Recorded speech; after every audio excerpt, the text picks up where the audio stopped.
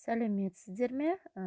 Біз бүгін сіздерге телефон арқылы онлайн сабақтарыңызды қалай қызықты етіп өткізуге болатын анимациялық программамен таныстыратын боламыз. Олай болса кеттік.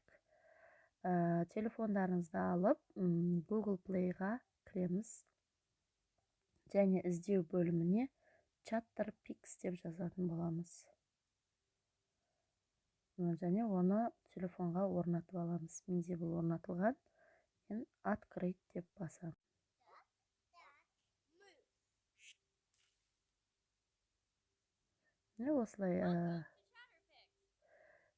Осындай видеоларды жасай аласыздар. При использовании деп барлығына рұқсат беріп қояйық. Яғни бұл ChatterPix балаларға арналған приложениемен сіз мультик немесе арнайы видеоларға ауыз салу арқылы дыбыстай аласыздар. Мына жерде take photo және gallery деген бар. Бұл жерде take photo деп суретін түсіресіздер сол кезде, ал gallery деп соткаңызда сақталған суретке қоятын боласыздар. Енді бастайық. Галереяның ішіне кіріп, біз мына жерде мен алайық мысықтың суретін.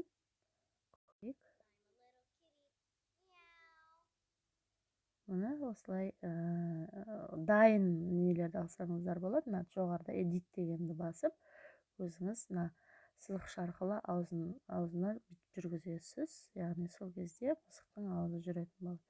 Біз аузын дұрыс жүргізбей қойдық мына жерде.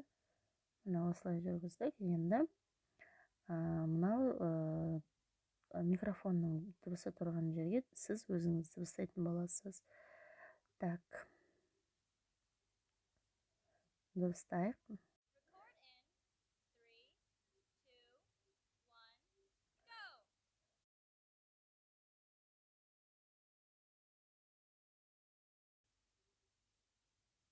Енді тыңдаңыз.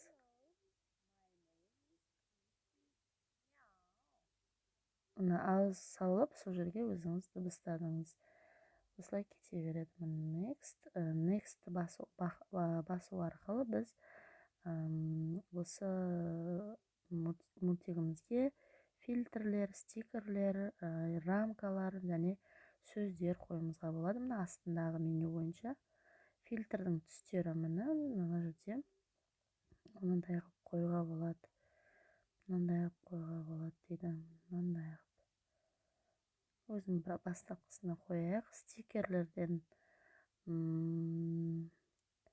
басында бұның корона тұр, мысалыға қазір Новый год, соған байланысты коронаның орнына мұна шапканы қояйық.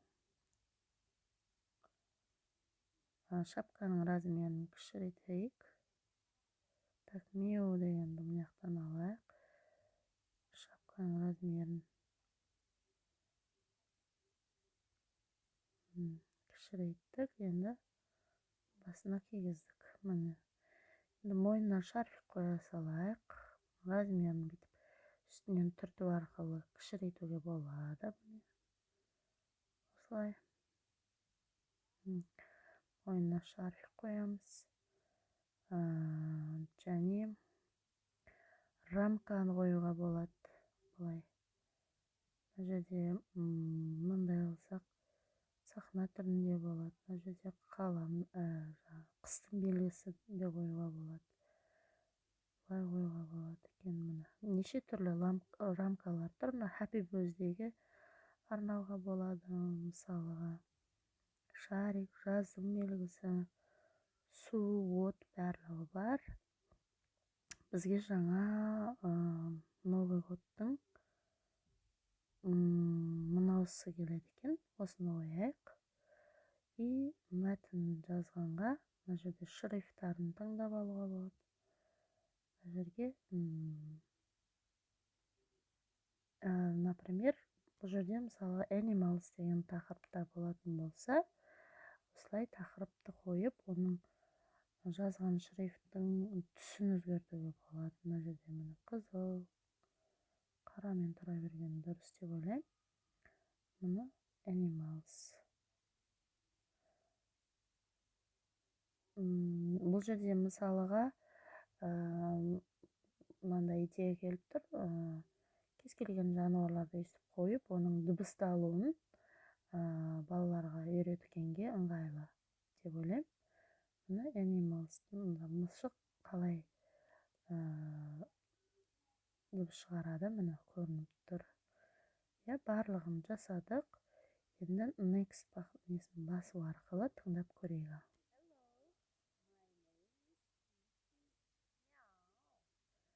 Енді ең соңында бұны біз телефонның белгісін қою арқылы экспорт жасаймыз. Яғни бұны біз телефонымызға жүктеп алсақ болады. Немесе бұны сол жақтағы ящиктің белгісін басып өшіріп тастауға болады. Немесе жоғарыда gallery деп галереямызға өйстіп сақтап қойсақ болады. Мынау осы бағдарламаның платформаның ұсынған суреттері. Енді мынау камераның белгісін басып өзіңіз қойсаңыз болады. Мына жерде менің суретім тұр. Немесе галереяда бізде не бар екен, соны көрейік та, соны қойсақ болады. Менде қазір галереяда ештеңе болмай тұр.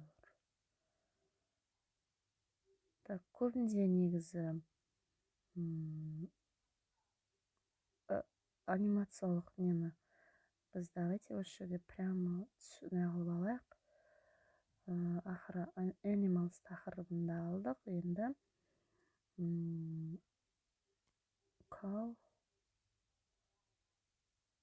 картун деп алайық. Яғни сиырдың бізге мультик түрі керек. Картун дегеніміз мультяшка түрлері. Яғни мына жерде мына түрін алсақ қандай екен. Енді осы суретті біз жүктеп алайық. Сохранить деп, отправить деп. Отправить деп WhatsApp-қа жібере салайын.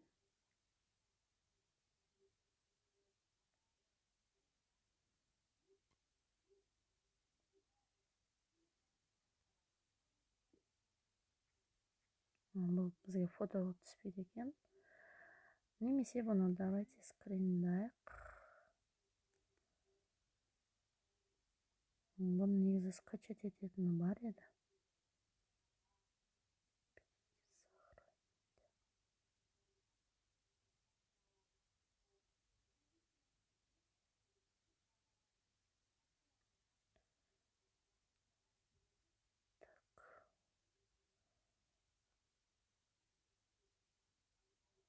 Бұл бізде списокке сақталып қалып тұр жарайды. Бұны скрин жасайық.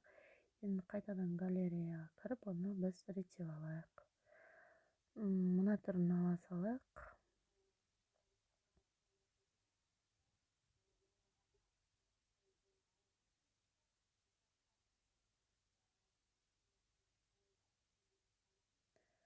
Сақтадым. Енді осыны біз жаңағы программамызға кірейік. Енді последнейін таңдадық. Мына енді осы сиырға ауыз салатын боламыз.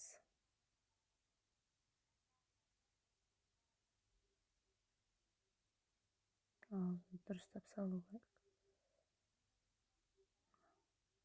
Сіз сызған жерге ауыз баратын болады, яғни қалай сызсаңыз, слишком аузын үлкен қылам десеңіз, осылай сызуға қисық-сызылып қалды. Міне былай сызуға мұрнына жақындап қалды. Мынаны әдемілеп сызайық.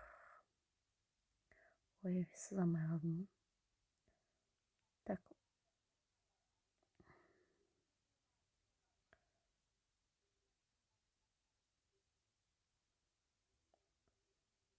Осы ауыз болады деп ойлаймын. Енді My name is Murka.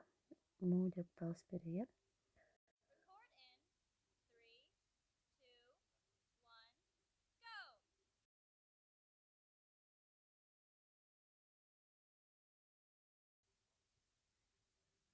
Тыңдап көрейік ауызбен.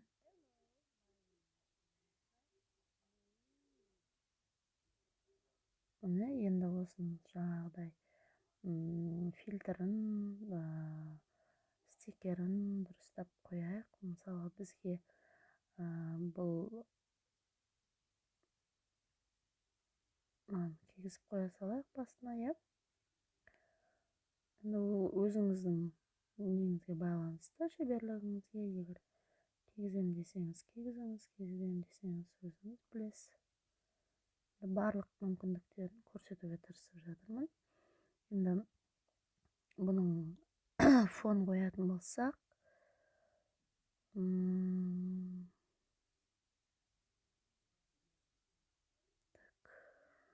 бұл да болмайды, бұл да болмайды.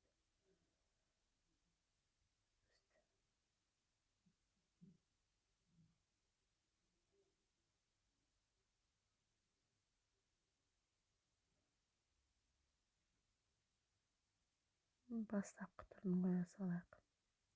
Фильтр қоймайық. Енді біз мұны біріншісін алайық та жазайық. Кал. Қызылмен белгілеп қояйық та, мына шетке қояйық.